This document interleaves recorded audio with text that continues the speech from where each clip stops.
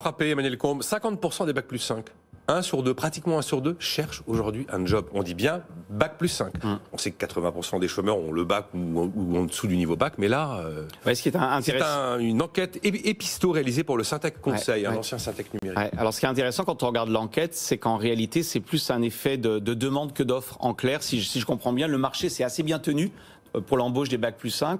Simplement, une partie de ces diplômés partaient à l'étranger, environ les 25%. Et comme ces débouchés à l'étranger ont été taris, eh bien, mécaniquement, on a quand même, vous avez raison, 50% des jeunes qui, 6 mois après, n'ont pas trouvé de job, alors que je crois que le pourcentage est de l'ordre de 25% en temps normal. Ce qui est peut-être plus intéressant, c'est de relier ça à d'autres études, notamment à l'étude du CEREC, on la connaît tous, qui montre que lorsqu'on entre sur ce marché du travail très dégradé, on reste dégradé avec un effet, on pourrait dire un effet de mémoire, c'est-à-dire quand vous rentrez dans des conditions salariales dégradées, eh bien vous le payez en fait à long terme. Il n'y a pas d'effet de rattrapage, il n'y a pas d'effet transitoire. Et puis on peut même aller plus loin. Alors c'est pas tout à fait le sujet, je le décale un petit peu.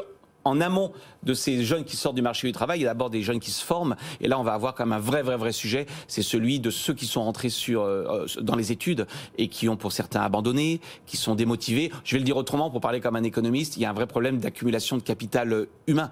Or ça, vous le voyez bien qu'à long terme, on va le payer. Et on a des expériences historiques très intéressantes. Je crois qu'on en avait déjà parlé ensemble, notamment ce qui s'est passé dans des périodes. Alors, on n'est pas en période de guerre au sens strict, mais des études très intéressantes aux États-Unis sur ce qui se passe quand on interrompt les études, ne serait-ce que quelques mois, ou quand on les poursuit dans des conditions dégradées, eh bien on s'aperçoit 20 ans, 30 ans après, qu'il y a encore des résultats sur l'employabilité et même sur les rémunérations. Donc ce qui est intéressant à retenir, c'est qu'un choc entre guillemets temporaire, enfin le temporaire ça fait 1 an quand même, peut avoir des effets extrêmement durables sur l'accumulation de capital humain. Et je trouve qu'on n'en parle pas assez de cette notamment détresse des étudiants qui viennent de rentrer dans le système universitaire.